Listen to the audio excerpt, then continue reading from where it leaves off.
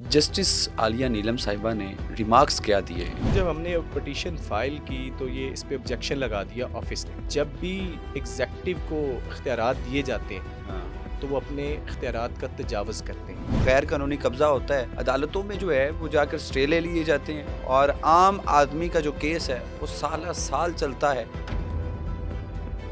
कमर साहब ये बताएं ना, आपने पिटीशन दायर कर दी, ठीक है। पिटीशन दायर करने के बाद आगे जब ये केस जाता है मिस जस्टिस आलिया नीलम साहिबा के पास, तब क्या आर्गूमेंट्स क्या हुए कोर्ट के अंदर, क्या जो है डिटेल्स में गुफ्तगू हुई, जरा क्या हुआ, ये बताइए। फर्स्ट ऑफ ऑल तो ये जब हमने पटिशन फाइल की तो ये इस पे ऑब्जेक्शन लगा दिया ऑफिस ने।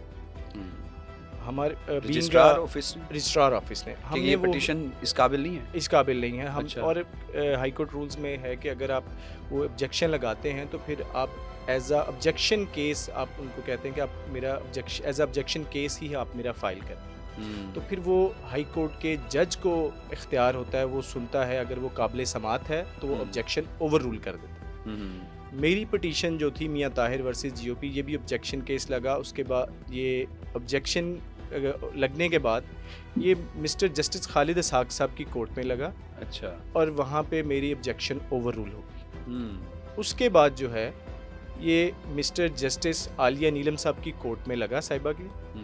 और वहाँ पे मैंने उनको ये प्राइज़ किया, ऑनरेबल मिस जस्टिस आलिया नीलम साहिबा को, कि मैं इलीगल ऑक्यूपेंट नहीं हूँ।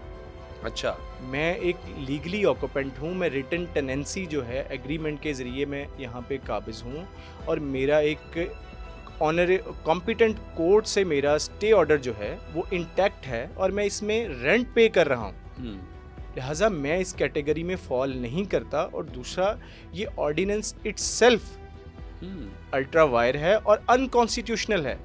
हाँ, यानी कि जो Punjab protection of ownership of immovable property ordinance है, उसमें तो ये है कि किसी भी जगह के ऊपर कोई गैर कानूनी कब्जा हो, लेकिन उन्होंने कभी कब्जा शो नहीं किया। ये कहा कि मैं रेंटेड हूँ, मैं मालिक नहीं हूँ। बिल्कुल, मैं हमने हाँ, ऑनरशिप हमने अदालत में भी ऑनरशिप क्लेम नहीं की। हाँ, यानी कि ऑनर नहीं है। हम ऑनर ना ऑनर थे, ना हैं, ना हम क्लेम करते हैं। हम जो है वो एडमिटेडली टेनेंट हैं। ठीक है। और हमारा Rented है, बिल्कुल। कॉम्पिटेंट कोर्ट से इंजेक्टिव ऑर्डर था, हम पैसे जमा करवा रहे थे और हमारी नेक्स्ट डेट जो थी हियरिंग की वो 6/26 थी। और लेकिन देखें, आप पाकिस्तान की हिस्ट्री देख लें कि जब भी एग्जेक्टिव को इख्तियारात दिए जाते हैं हाँ, तो वो अपने इख्तियारात का तजावज़ करते हैं। यानी कि क्या नाजायज़ इस्तेमाल करते हैं? क्या एक पटवारी जाली फर्ज जारी नहीं करता?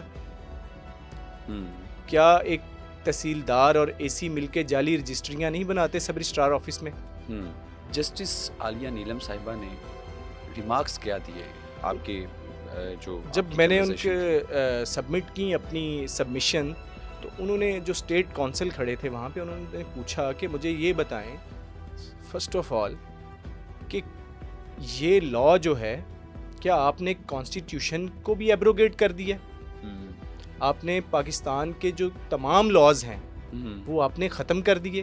क्योंकि इस लॉ में लिखा हुआ है, जो इसका ऑर्डिनेंस का सेक्शन 3 है, वो ये कहता है कि ये तमाम जितने भी कवानीन हैं उन सब से ऊपर होगा। सही। उस पे इस लॉ ऑर्डिनेंस को तो ओवरराइडिंग इफेक्ट दे दिया। फिर ये सस्पेंड हो गया। उन्होंने कहा, ऑनरेबल मिस जस्टिस आलिया नीलम ने, कि एक पाकिस्तान में एक जुडिशल सिस्टम है और वेल इंट्रेंच जुडिशल सिस्टम है, यहाँ पे सेटल्ड लॉज हैं, सुप्रीम कोर्ट है, हाई कोर्ट है। आप एक किस तरह एक डीसी को एक पैरेलल खड़ा कर सकते हैं जुडिशरी के? नहीं, अगर आप मुझे ये बताएं, आपने बोला कि हमने ये नहीं कहा कि इलीगल कब्जा जो है, वो जो कब्जा करते हैं, पोसेशन लेते हैं इलीगल, हम उसके खिलाफ नहीं है। अगर ये कानून ज़मीनों पर कब्जा माफिया के खिलाफ था तो आपने इसे चैलेंज क्यों किया, ये पंजाब प्रोटेक्शन ऑफ ऑनरशिप? देखें, पाकिस्तान में, मैं एज आई ऑलरेडी सेड, कि पाकिस्तान में ऑलरेडी एक इंडिपेंडेंट जुडिशरी एग्जिस्ट कर रही है। अगर आप ये समझते हैं कि वहाँ पे केसेस प्रोलॉन्ग होते हैं, वहाँ पे आपको नहीं लगता? एग्जैक्टली हैं चीज़ें। क्या कमर साहब आपको लेकिन- लगता है कि किसी भी प्रॉपर्टी के ऊपर एक कब्ज़ा इलीगल पोसेशन होता है या गैर कानूनी कब्ज़ा होता है, अदालतों में जो है वो जाकर स्टे ले लिए जाते हैं और आम आदमी का जो केस है वो साला साल चलता है? क्या आपको नहीं पता? मैं आपको इसमें एक चीज़ डिफाइन चलता है करता केस? हूँ। मैं आपको इसमें उसकी रीज़न क्या है। हाँ, सबसे पहले 2 नंबरी कहाँ होती है? पटवारी जाली जो है फ़र्ज जारी करता है। पटवारी जो है वो जाली गिरदावरी, खसरा गिरदावरी जारी करता है। खसरा गिरदावरी जो होती है वो किसी का पोजेशन शो करवाती है। आपका पटवारी जब चंद पैसे लेके 2000-5000 में खसरा गिरदावरी जो गलत आप तस्लीम करते हैं कि केसेस बहुत प्रोलॉन्ग चलते हैं? उसमें सबसे बड़ी जो रीज़न है वो भी सर, एग्जेक्टिव है। मेरा सवाल ये नहीं है, मेरा सवाल ये है, क्या आपको लगता है कि अदालतों के अंदर आम आदमी के ज़मीनों के केस साला साल चलते हैं, 20 साल चलते हैं? मैं अब जो आपको मैं कहना चाह रहा हूँ कि हैं कुछ चीज़ें हैं, लेकिन आप उसमें तस्लीम करते हैं? हम इस तस्लीम देखें वो कोई वकला की वजह से नहीं चल रहे। वो कोर्ट्स जब किसी भी गरीब को या सादा लो इंसान को, आम आदमी को इंसाफ नहीं मिलेगा, वो कहाँ जाएगा? उसके एक तरीका है। कहाँ जाएगा वो? आप उसका एक तरीका ये है कि आप सवाल ये है वो कहाँ जाएगा? बिल्कुल अदालत में जाएगा। इंसाफ किसने देना है? अदालत ने देना है। तो इंसाफ में इतनी ताख़ीर, क्या आपको नहीं लगता कि अगर इंसाफ में इतनी ताख़ीर है या जुडिशल सिस्टम में हमारे कहीं ना कहीं खामी है, तो जिन लोगों के केसेस जो हैं सारा साल नहीं रिजॉल्व हुए, तो गवर्नमेंट ने इस प्रोटेक्शन बिल के तहत जो है 90 दिन के अंदर उनको जो है कब्ज़ा माफिया से वागुजार करवा कर दी प्रॉपर्टी। लेकिन इसमें यह है कि आपने एक due process of law follow करना था। आपने इसकी आड़ में, मैंने आपको एक एग्जांपल ये दी है। एक केस उस दिन ऐसा भी आया मैडम के सामने कि सुप्रीम कोर्ट से जो है वो लिटिगेशन पेंडिंग थी। देखिए, मैं आपको एक एग्जांपल देता हूँ। पाकिस्तान में एक चीज़ प्रिवेलेंट है कि हम यहाँ पे रिटर्न जो है वो एग्रीमेंट होता है। आप मेरे से प्रॉपर्टी ख़रीदते हैं 2 करोड़, 4 करोड़ रुपए की टोटल कंसिडरेशन तय होती है। 2 करोड़ रुपए आप मुझे देते हैं और मैं आपको पोजेसन दे देता हूँ। सही। 2 करोड़ रुपया एक हमारी एक फर्दर जो है वो एग्रीड डेट जो है वो तय हो जाती है कि 2 करोड़ रुपये आप मुझे देंगे और देन मैं आपके नाम रजिस्ट्री इंतकाल करवा दूंगा। और इस चीज़ को section 22, section 23 of specific relief act protect करता है। लेकिन इस ऑर्डिनेंस के बाद आप मेरा राइट, मैं आपसे पैसे भी ले लूँगा, मैं इंतकाल तो मैंने आपको नहीं दिया। आप मेरे खिलाफ एक सिर्फ एप्लीकेशन देंगे डीआरसी में जाके और डीआरसी मुझे डिस्पोजेस कर देगी। क्या आम आदमी की ज़मीन पर खुदा न खास्ता अगर कब्ज़ा होता है और वो कब्ज़ा 90 दिन के अंदर वागुजार करवा लिया जाता है, तो क्या ये अमल ठीक नहीं है? सर देखिए, आप मुतमईन हैं?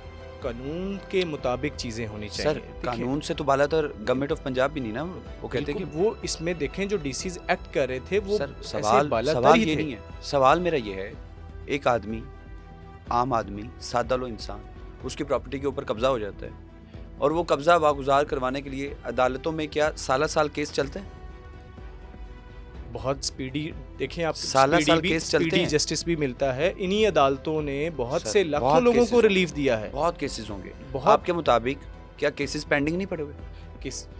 आप बात ठीक कह रहे हैं। दूसरे नंबर पे, दूसरी साइड पे सर, पहला सवाल ये, क्या केसेस अदालतों में पेंडिंग पड़े हुए हैं प्रॉपर्टी के? पेंडिंग है उसमें। अच्छा, दूसरे नंबर पे ये बताएं कि आपने बोला बेशुमार चीज़ें आपने डिस्कस की, तो आम आदमी को जो केसेस हैं ज़मीन के हवाले से, वो क्या साला साल चलते नहीं अदालतों में? अब मेरा थोड़ा सा पहले ये बताएं, चलते हैं? इसमें देखें, चलते हैं। आप इस सर, आप देखिए कि क्या आप अगर कोई भी प्रॉपर्टी के ऊपर आप जाकर कोर्ट से रुजू करते हैं तो क्या 90 दिन के अंदर फैसला होता है? इसमें काइंडली मुझे थोड़ा आपको इन्फॉर्म करने दें इसकी रीजंस क्या हैं। देखिए, आप इसकी रीजंस की तरफ आए ना।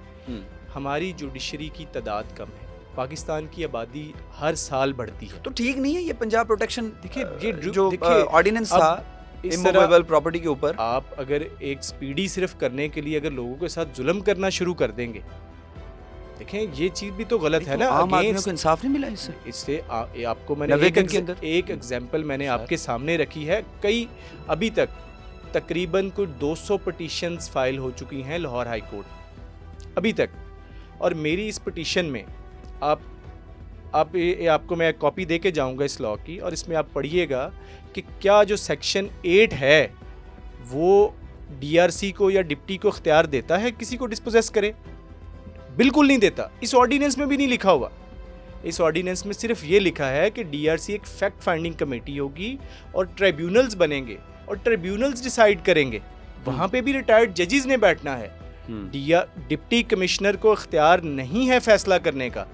डिप्टी कमिश्नर्स ने एक 6 लोगों की कमेटी है जिसमें डिप्टी कमिश्नर है, डीपीओ है, आपका डीएसपी है, आपका एडीसीआर है, आपका एसी है, और उन्होंने एक नुमाइंदा और रखना है। उनको कतन इस कानून में भी कोई इख्तियार नहीं है कि आप किसी को डिस्पोजेस करेंगे।